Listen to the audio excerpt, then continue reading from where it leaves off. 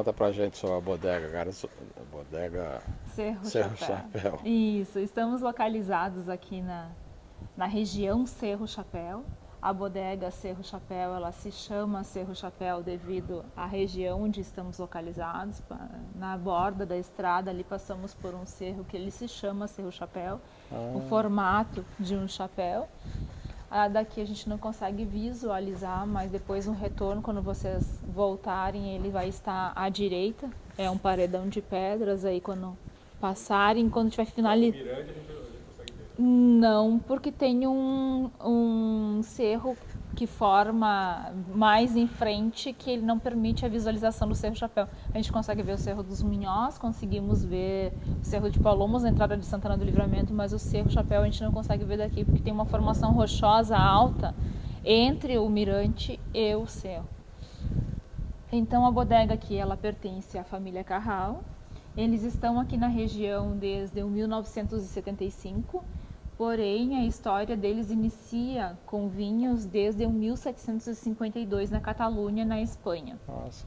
Isso, essa é a 10ª geração da família com vinhos.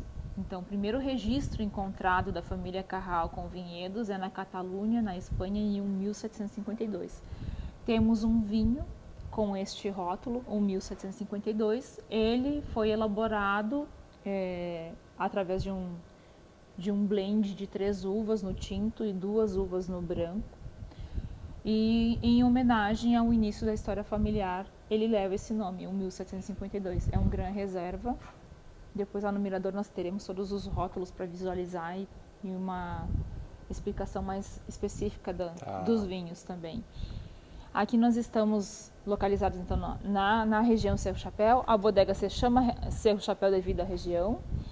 Ela é única na América Latina. Ela foi construída há 26 anos atrás. Hoje nós estamos aqui e o processo acontece todo 100% aqui. As uvas nós não compramos e nem vendemos para fora, 100% todas próprias, cultivadas aqui.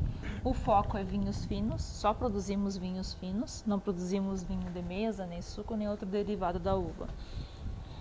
Estamos dentro de um cerro, 3 andares escavados dentro de um cerro. O primeiro andar seriam os tanques de aço inoxidável, que nós temos aqui 21 mil litros cada um deles. Mais embaixo tem as barricas de carvalho, carvalho francês e americano, um acervo de museu. E o próximo andar mais abaixo seria envasamento, rotulação, armar os pallets para transporte. A bodega é pioneira em exportação no Uruguai, a primeira bodega uruguaia a exportar vinhos para fora do país. Pioneira na uva Taná. Juan Carral foi quem trouxe as primeiras cepas da uva Taná para a América Latina, em parceria com a Universidade da Califórnia. Essa região aqui ela é apropriada para o cultivo da uva Taná, assim como toda a região do Uruguai. Porém, nós temos uma parcela que se chama parcela T1, aquela que fica lá em cima, ao lado daquela parte marrom lá, é a parcela mais alta lá do vinhedo, que ela traz o nosso Taná, que traz origem ao nosso Batovi. O Batovi é o nosso premiado, o ícone, né? Melhor Taná uruguaio. Ele leva 4 anos para ser elaborado, 1 ano em roble americano para pegar as tonalidades de tabaco e amadeirado, 2 anos em roble francês para dar aquele acabamento final, a suavidade, o finesse, o toquezinho de baunilha e mais 1 ano de guarda, até chegar ao consumidor final. O laboratório ele foi estrategicamente construído aqui no centro, para que se tivesse uma visão de 360 graus de tudo que está sendo elaborado nos tanques. Vamos chegar nessa borda aqui que a gente tem uma ideia de altura. A bodega ela funciona por gravidade, tá? Toda ela por gravidade. Foi a primeira bodega a ser construída por gravidade aqui na América Latina. Hoje ela não é mais única, já tem mais 2. Mas com essa estrutura dentro de um cerro, que consegue conservar os vinhos naturalmente, sem refrigeração, 18 graus o ano todo, ela permanece sendo única. Aqui é mais frio? Não, é que os andares de baixo, por estarem dentro do cerro, eles conservam o vinho 18 graus o ano todo, sem refrigeração. Ela é altamente sustentável. Mas essa parte de cubas aqui também? Essas aqui precisam de refrigeração porque elas são abertas, né? Tá. Aqui há necessidade de ventilar o ar porque os gases que são eliminados dos tanques, eles são tóxicos. Então, por uma questão de salubridade dos funcionários, para eles não respirarem esses gases, é a necessidade de ser aberto. Mas lá embaixo a gente só precisa manter a porta fechada para que não entre o ar de fora e vai se manter 18 graus o ano todo, que é a temperatura ideal para conservar os vinhos. Tem vinhedo também, né? Aqui temos os vinhedos. Essa parcela aqui de baixo traz Cabernet Sauvignon Blanc. Ali temos Taná. Subindo lá em cima mais Taná, o nosso carro-chefe é o Taná, porém a gente tem várias outras cepas, Trebbiano, Malvasia, Arina Arnoa, Cabernet Sauvignon Blanc e Tinto, Petit Mansem, Vinoer, Tempranillo, Nebbiolo, uma cepa italiana, temos Nebbiolo. É varietal? Sim, é varietal. É muito bom o nosso Nebbiolo. Chardonnay também. Nosso Chardonnay também está muito bem conceituado nas revistas Decanter e Descorchados. Assim como outros vinhos nossos estão muito bem pontuados nas revistas Decanter e Descorchados, que são revistas a nível mundial. Primeiro, se colhe manualmente, toda a colheita é manualmente. Claro. Tá, se colhe. Ela inicia a colheita final de janeiro e depois se estende até início de março. A gente coloca uma esteira próxima aqui à boca do tanque, com uma esgaçadeira. E essa esteira vai passar o cacho da uva, vai cair na esgaçadeira e a esgaçadeira vai separar o talo para um lado e a fruta para o outro. A fruta vai cair dentro do tanque e vai ficar em fermentação. Sim. Tá. As uvas que ficam em fermentação, elas são... As leveduras que fazem a fermentação da uva, elas são autóctonas, naturais, da própria uva. Francisco Carral conseguiu descobrir e desenvolver as leveduras naturais da própria uva. Francisco é um dos donos. Mas os brancos são prensados antes da fermentação, né? Não, a prensa para depois da fermentação. Ele fermenta com a casca? Ele fermenta com a casca. E não vira um vinho laranja? Não, o vinho laranja é um outro processo. Tem o processo do vinho laranja, tem o processo do vinho rosé. O vinho rosé, por exemplo, fica em contato com as cascas apenas uma noite. O vinho laranja, ele fica em contato com as cascas um tempo específico. O branco é o que fica menos tempo em contato com as cascas. Depois é prensado. As cascas nós utilizamos para fazer a grapa. Tá? Esse ano acho que a gente vai começar a rotular a grapa, porque a gente estava fazendo apenas alguns testes e ficava para consumo da família. E como saiu muito boa, a partir de agora parece que vamos rotular a grapa também. Embaixo. Não, porque ventila, é um lugar muito alto. Troca muito de ar. Isso.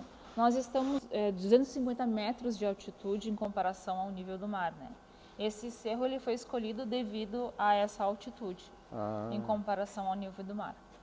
Aqui então temos os tanques de aço inoxidável. Os que estão fechados ainda estão em fermentação. Os que estão abertos já retiraram, já está nas barricas. Né? Todo vinho passa por barrica? Não, temos uma edição de vinhos jovens que não passam por barrica, que é a edição Folklore. Também a edição Altos da Castel Pujol. O restante todos passam por barrica. Aí eles já tiram aqui e já engarrafam quando sai da... Aí já desce para o próximo andar. Em vez dele passar pela sala de barricas aqui no próximo andar, ele já desce direto para o envasamento e rotulação. Tá. Não ficam guardados aqui O tempo que tem que ficar, sim. Mas depois que chega no tempo certo que eles estão prontos, aí se invase. Tá legal. Essa mesa aqui, ela tem uns cabos de aço, porque a gente consegue suspendê-la e aí, quando tem que passar para o próximo andar lá embaixo, se engata uma mangueira ali no tanque, ali embaixo. Ah, por aqui que desce. E desce aqui o e já vinho. vai dar direto lá nas barricas lá embaixo. Ah, pelo meio aqui que desce isso. Isso, já dá direto nas barricas lá embaixo. Esse é o acesso para conseguir chegar nas barricas depois da fermentação nos tanques. E é destilada aqui a grapa ou é fora? Aqui. Porque tem uma mini destilaria aqui. Sim, nós temos também um alambique de cobre. Ah, tá. Nós temos um alambique de cobre que faz a destilação. Destilaria. Isso, Ah, da legal, grapa. muito legal. Deixa eu ver se eu entendi. Isso aqui é uma montanha que foi escavada, é isso? Sim, uma montanha que foi escavada. Nós estamos dentro de uma montanha. Aqui é a prensa. Tá. Essa pneumática, né? Isso. Essa é francesa, né? Boucher. Sim. Descemos aqui e temos acesso às barricas.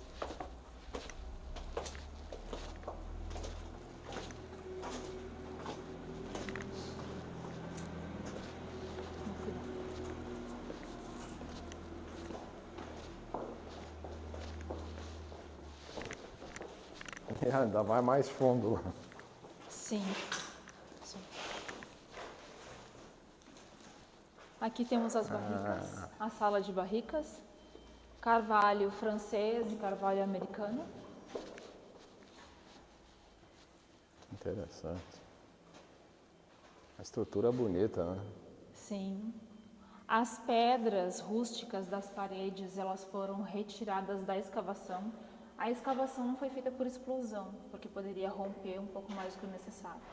Então foi feita por maquinário. Nossa, que e mão de trabalho. obra. Isso, demorou 5 anos. Puxa vida. Isso, para se E concluir. tinha muita pedra aqui. Sim, era uma rocha Uma aqui, rocha. né? Isso é uma montanha, no caso. Sim. E essa montanha ela foi escavada através de maquinário. Interessante. E aí até chegar na profundidade necessária, e aí se começou a construção. Que loucura. E as pedras foram retiradas Foram retiradas do próprio cerro, da própria rocha, e depois picadas e utilizadas nas paredes, porque as paredes, sendo o corpo do próprio cerro, a gente consegue manter a temperatura. É, bem friozinho aqui. Sim, sim. Aqui é 18 graus o ano todo. Que delícia. Independente do inverno ou verão, pode fazer 40 graus lá fora, ou -1, -2 no inverno, aqui é 18 graus o ano todo. Muito interessante. E é naturalmente, não tem nenhum tipo de refrigeração, ela é altamente sustentável nesse caso. Pelo meio que desce o vinho, né? Sim, que é o acesso. Eles gastaram muito tempo, muito trabalho, dinheiro para montar a estrutura inicial, mas depois economizam, né? Porque Claro, porque imagina, ela já foi construída há 26 anos. Então, acredito que essa estrutura já se pagou em economia de energia elétrica, mão de obra também. É refrigeração, né? Que você não precisa Isso, aqui. porque ela tem um projeto octagonal que otimiza espaço e otimiza também bastante mão de obra. Ela é muito, muito prática para a questão do trabalhador. Tem poucos funcionários. Ela tem 6 funcionários fixos no ano, aqui dentro do setor de produção, contando com um enólogo responsável. Depois 10 funcionários fixos no campo, que trabalham na manutenção das videiras. E a colheita contrata mais gente. Sim, na colheita se contrata mais gente. Muito legal. Aqui a gente tem as barricas de carvalho, né? São francesas e americanas. Tá. Ali tem as barricas que estão com a observação do T1, que é a parcela do Batovi, né? A parcela T1, aquela mais abençoada do Uruguai. Quando nós chegarmos lá no mirador, a gente vai ter uma visão panorâmica mais ampla de tudo e a gente consegue ver mais próxima aquela parcela. Aquela parcela é a parcela mais abençoada de todo o Uruguai. É onde a uva Taná chega no nível de excelência mais alto. E a mais antiga ela também. É uma das mais antigas. No momento que eles foram fazendo os testes para ver onde é que se adaptava melhor e descobriram que aquela lá era Melhor condição. era melhor para produção. Temos aqui um acervo de museu.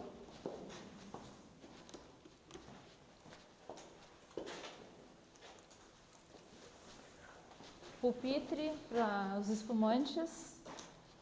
Temos 2 espumantes. É Chardonnay? Chardonnay e Pinot Noir. Tem rosé e branco. Não, só branco. Chardonnay, Pinot Noir e depois temos Trebbiano e Malvasia no natural. O natural não passa pelo processo Champenois. O tradicional, que seria Chardonnay e Pinot Noir, é 70% Chardonnay, 30% Pinot Noir. O nosso Sust é um Brut Nature. Esse sim, passa pelo método Champenois. Tá. Leva 36 meses para ser elaborado. Essas garrafas elas levam 1/4 de giro manualmente todos os dias. Claro. Aqui temos nosso acervo de museu com antiguidades e essas antiguidades elas estão aptas para consumo. Opa! São vinhos vivos que estão em constante evolução. Museu. O Taná mais antigo, Taná de 1979, esse é o vinho mais antigo do nosso museu, é o Taná mais antigo também. O 1752, que é o vinho, aquele que eu falei para vocês que leva o início da história familiar.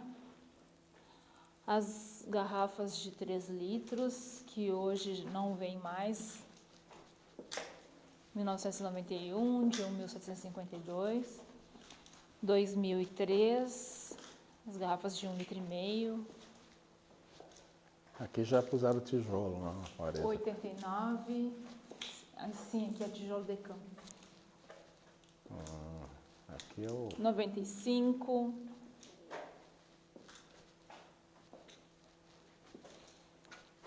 Esse cerne branco, os cernes aqui 99 e esse aqui é um 1752, o branco. A gente não tinha o hábito de guardar Sei. o branco. Agora passamos a Guardar fazer o acervo do branco também. E tem importador no Brasil? Tem Brasil Monge, Vinhos do Mundo, que é um dos Sei. principais exportadores, né?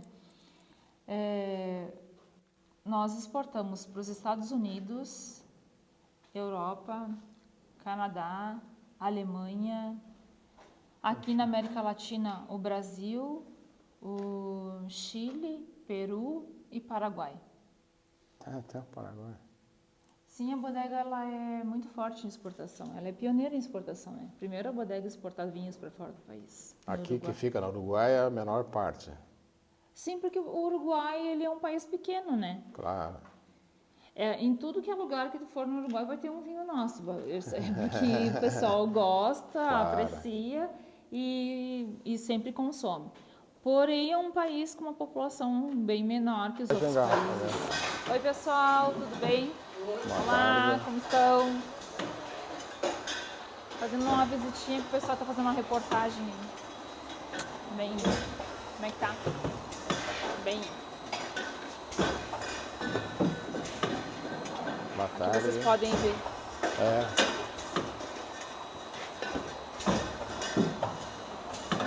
Já foi envasado, já está passando pela rotulagem. Tá.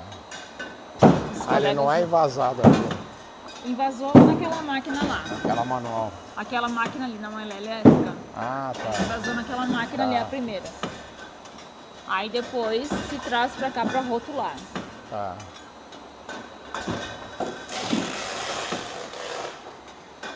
Ali ele arma as caixas.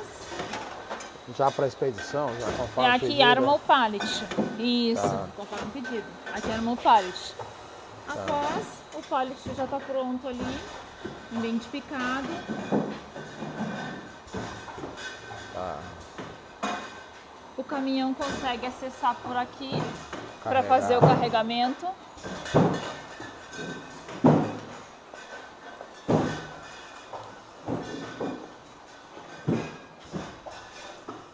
Ah, ficar bom o nível, porque Toma já cuidado descarrega em cima do caminhão, né? Isso.